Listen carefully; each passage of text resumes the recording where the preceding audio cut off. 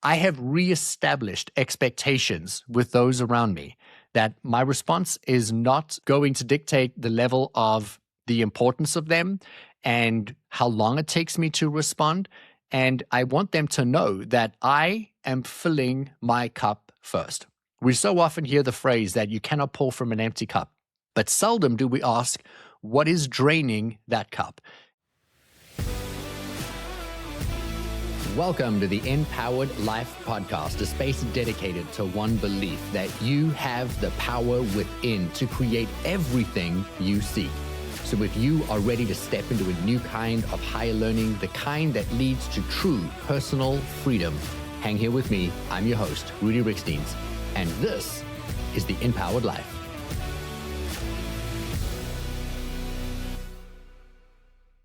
I'm Rudi Riekstins, and you're listening to the Empowered Life Podcast.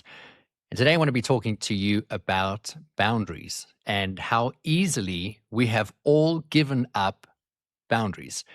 And we've done it without even realizing it. And it is because we carry these things in our pockets. And if you're watching on YouTube, you can see me lifting my cell phone. If you're listening on one of the audio platforms like Spotify or Apple Podcasts, then I'm referencing our handset phones.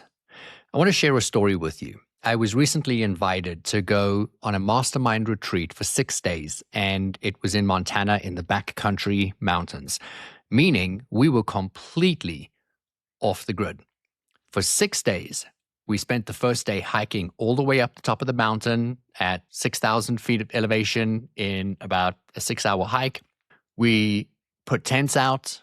We were camping out in literal bear country. It was unbelievable. 15 high-level, high-network entrepreneurs looking to detach from their everyday, from the norm, so that they could come back to themselves. And it was a mastermind format where everybody get to raise concerns about what they were dealing with, what was coming up for them.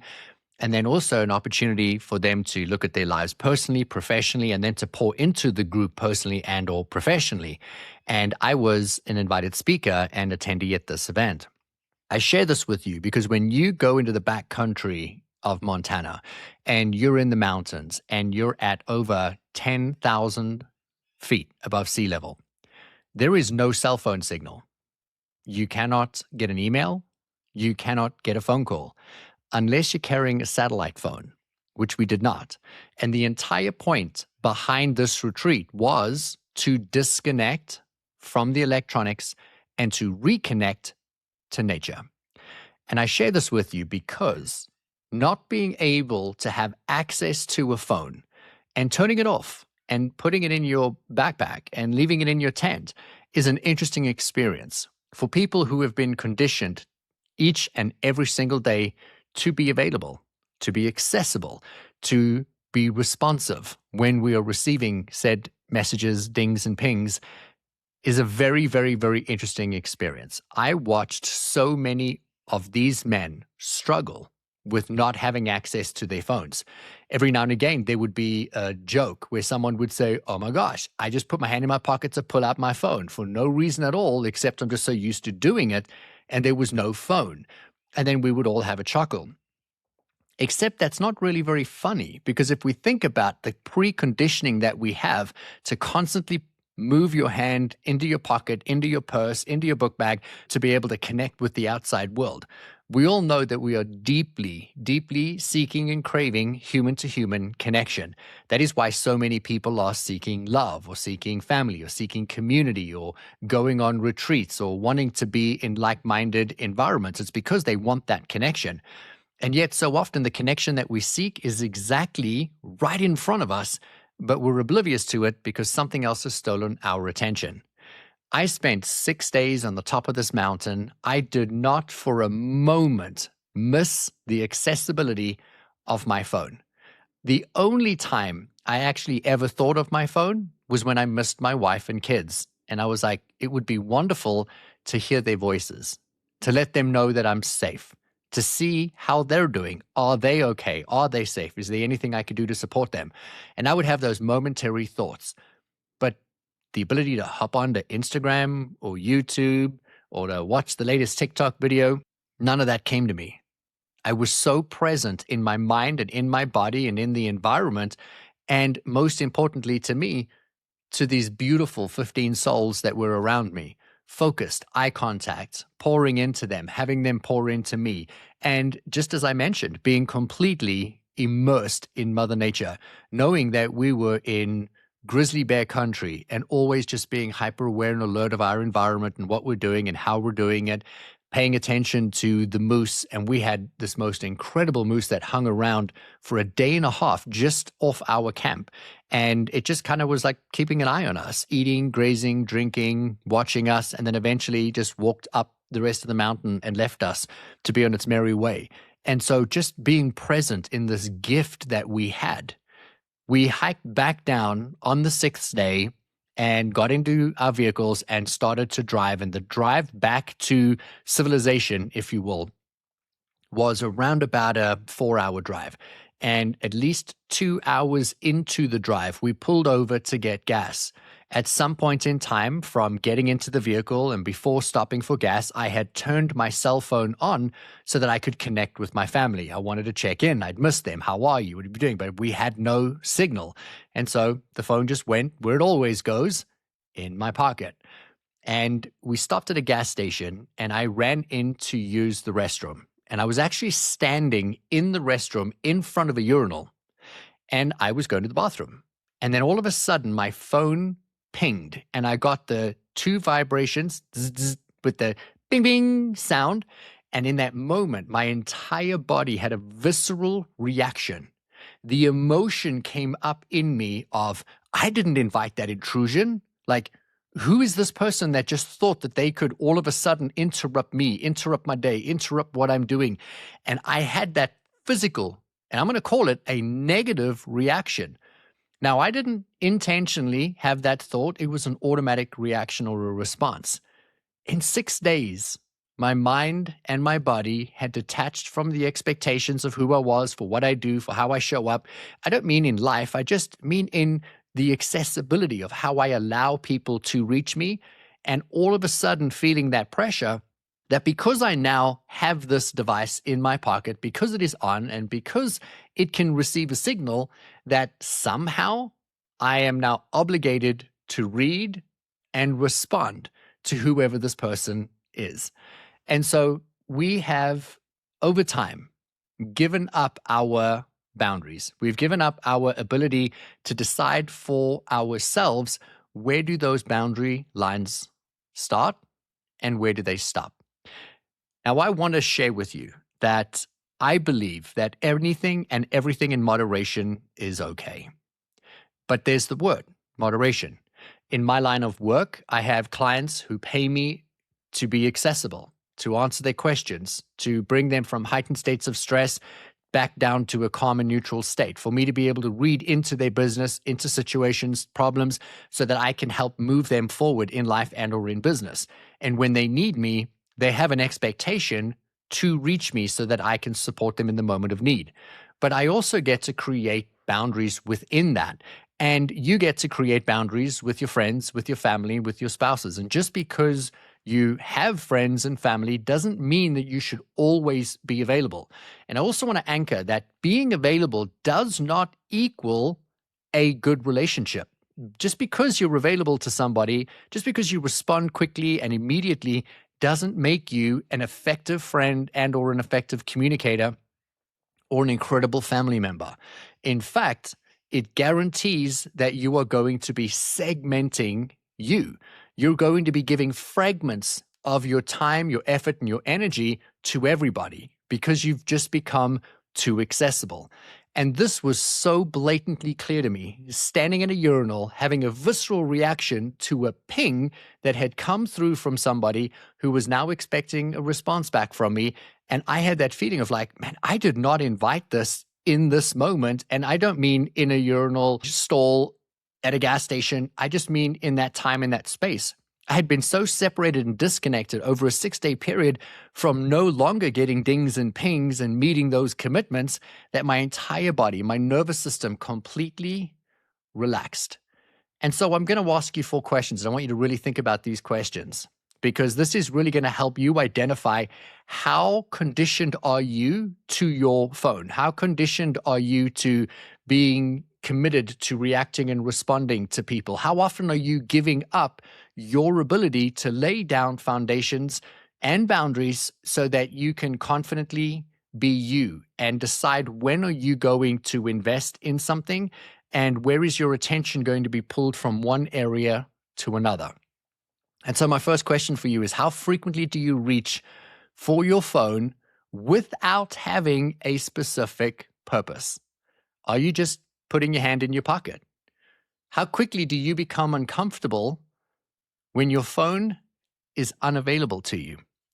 These men that were on this mountaintop, not all of them, but the large majority of them, became very uncomfortable when all of a sudden they couldn't access their phone, when they were tapping their hands on their pockets and feeling like, oh, I don't have that on me. And you could see it was a bit of a shift in becoming comfortable being unavailable. Do you check your phone during silence, boredom, or when you're waiting for something? Or if there is any form of emotional discomfort? Yeah, I see this happening all the time. If somebody goes to the doctor's office and they're standing in line to check in, everyone's on their phones, buying time. The lady then says at the counter, good morning, what is your name? Can I see your this or that? And they're interacting. And the lady says, I need to make a copy of this card. And the minute they take the card and they turn around, what happens? The phone comes back to the face. And they're now engulfed in something until that person comes back in. Most often, I see that when people are having a conversation that becomes difficult, where maybe your spouse is vocalizing or sharing something with you that is very difficult, I want you to ask yourself, has this ever happened to you? And in that moment, they're telling you they're not happy about something or you haven't met an expectation of them, then you pick up your phone and you try and distract yourself from looking at the phone. You're not even doing it to show them that you're busy or that you're disinterested. You're trying to just get away from the way that you feel. And the fastest way to do that is to pick up your phone. So my last question is, can you be alone without immediately reaching for your phone yourself? I have been so good over the years of creating pockets of space. It's never been 6 days. I've been married for 15 years to Aniston, and I have never gone a day without talking to her. It was the most foreign thing for me to not have my daily touch base with her, to reach her, to see her. And even though I do think it was so incredibly helpful because distance does make the heart grow fonder, I was so excited to get home. I was so excited to hang out with her, with the kids, and just to have that contact. My heart was yearning for her, but there was beauty in that level of separation. But I have often, and I do this daily, created pockets of time where I am separated from my phone or I'm separated from technology and I'm just in the stillness of my mind. I have had a pattern of when I fly in an airplane and it's an hour, 2 hours, 3 hour flight, I will very often do nothing on the flight. Aniston will read a book. She will work on a laptop. She will finish text in an email she's writing, or she'll write part of her book. And she's also always very, very productive with her time. And there would be times where she would say to me, and I lovingly say, a little judgy, where she'd be like, I can't believe you just sit there in silence. Like that was just a waste of time. You could have utilized that time. And I would say to her, I'm just enjoying being in my head. I'm thinking through what I'm thinking, what I'm feeling, where I'm going, what I'm doing. And it is equally as productive as the physical work that you're doing on a flight, but you just can't see what I'm doing because I am sitting with myself. I want to get well versed with being alone. If I go and do yard work and I'm pulling weeds and it's going to take me an hour or 2 hours, well, Aniston would have her headphones in and she'd be listening to a podcast. I'd be sitting in absolute silence. No music, no headphones, no phone, just me, my thoughts, and the weeds. And that is how I spend time with myself. It is very, very, very clarifying for me to kind of get a snapshot of who am I, where am I going, what it is that I am doing, and ultimately what it is that I want to become. And We just drove from Wilmington, North Carolina, all the way to Montana as we just relocated, and we ended up taking an RV across country. And Aniston drove behind me in one of our vehicles while I drove the RV. And in this process of driving, I'm really proud of her because she said, I no longer feel the need to consume. I don't want to sit with noise. I want to sit with myself. And for a 3-week period, she didn't listen to a single podcast, not one, including her own, mine, anybody else's. She sat in silence. She didn't listen to an audiobook. She didn't even read anything from a self-development category. She didn't listen to a lot of music. She sat with herself. She had all these grand plans. She had downloaded audiobooks she would listen to on the trip. She had pinned all these different podcasts she wanted to catch up on, shows that she binges and she hasn't had time to listen to. And she'd earmarked a number of people she wanted to phone and have deep dive connection calls with because she had the time. 3 to 4 to 5 hours of driving every single day gives you a tremendous amount of time. And yet, Aniston drove in silence. She sat with herself. And I think that this is such an incredible gift that we can give ourselves, is to create moments not only where we just sit with ourselves, not only where we come back together with ourselves, with nature, with life, with what it is that we're doing, but I also think that this is an incredible gift that we can give when we are present with someone. Meaning, we don't only have to be in a vehicle driving cross country, sitting in silence, or in a plane or pulling weeds. What if we're just spending some time with our spouse this evening and we decide, I want to be present for my spouse? I like to be present with myself, to be in my mind. I also love to be present with my wife. I have very publicly shared that we spend 2 hours together every single day, whether it's in front of a fire, in a hot tub, going for a walk, but we are committed as a couple to spending time together. We're committed to being present with each other, and we're not on our phones. We are talking to each other, and we are focused on the person or the situation that is in front of us. And this is what the real gift is realizing that you have to take back the power of your life. 90% of American adults own a smartphone, and almost 50% of them have reported being online all the time. Meaning that every waking moment of their day, 50% of people, just under 50% of people that have a smartphone, which is 90% of adults, are glued to their devices. Work, distraction, movies, Netflix, etc. What do you think the quality of those relationships look like? Because the interruption doesn't begin when you open up a pinged message or read an email. It begins the moment you hear that sound. Ding! And whatever is around you, you've now given up a portion of your mind, a portion of your attention to what is in the room in front of you. And every single time you do this, you're losing depth in relationships, you're losing peace within yourself, and you're losing your ability to have leadership. And so I want to challenge all of you today to start asking yourselves, where can you create additional boundaries around your availability, not only just for people who are trying to reach you or how quickly you need to react or respond to someone, because you've seen a message or because a message came through does not equal your need to respond immediately. A delayed response does not mean that something is wrong. Delayed response means you're just not available to them at that moment. And it is an unsolicited message, meaning you didn't say, text me at 10 a.m. and I will react or respond, in which case you should. But if someone just texts you, whatever is in front of you needs to take your priority focus. And the only way for you to be able to build and flex this muscle of not having to react, not having to respond, so you can deepen the relationship with yourself, with the people around you, build peace and love, and ultimately level up your self-leadership, is to create very designated points of time where you are not available and stretch that time. So if it's going out to work in the yard, don't take your phone and don't think about it inside. When you get there, you will get there. And regardless of what comes through, can be handled when you react or respond. And just trusting that that is going to be okay.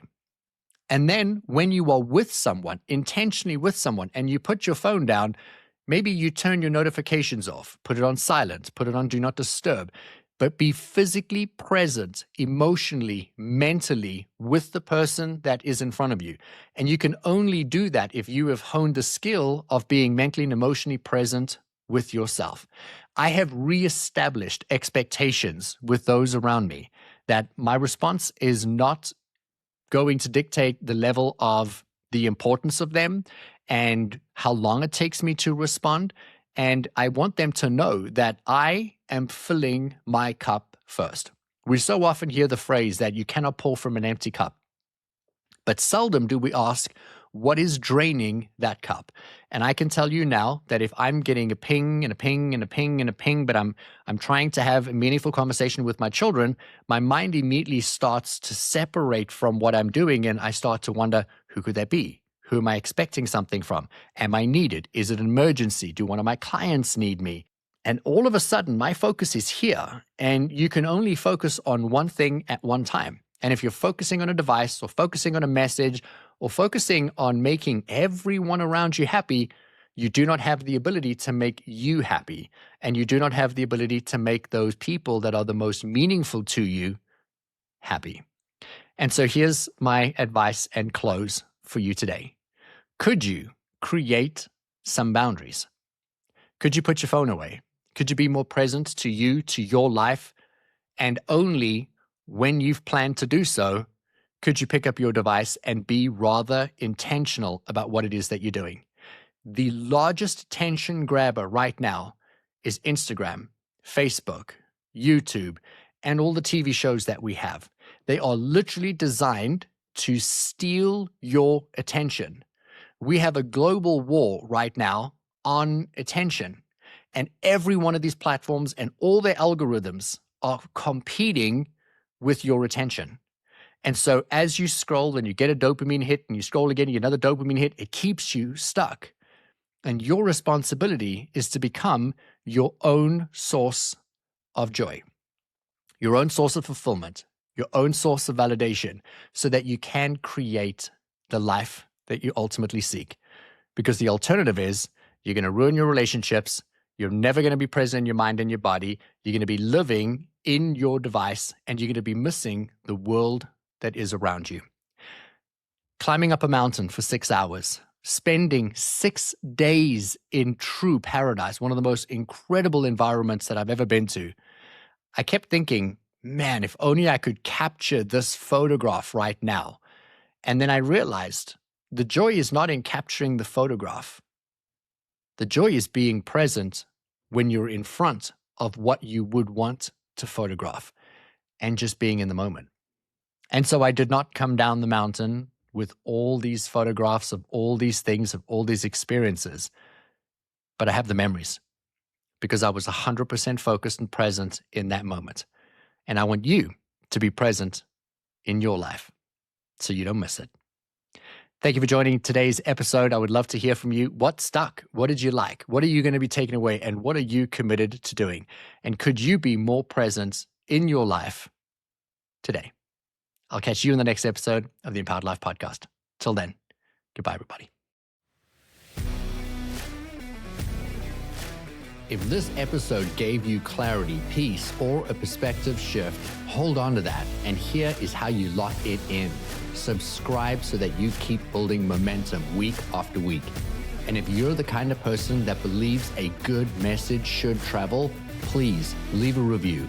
Reviews aren't just ratings. There are signals that help this reach the people who are ready for it. And then share this episode with somebody you love, someone you lead, or somebody that you are rooting for. Links are in the show notes so that you can connect with me online and on Instagram. Now go out there and take one beautiful, bold, and aligned step and make it count.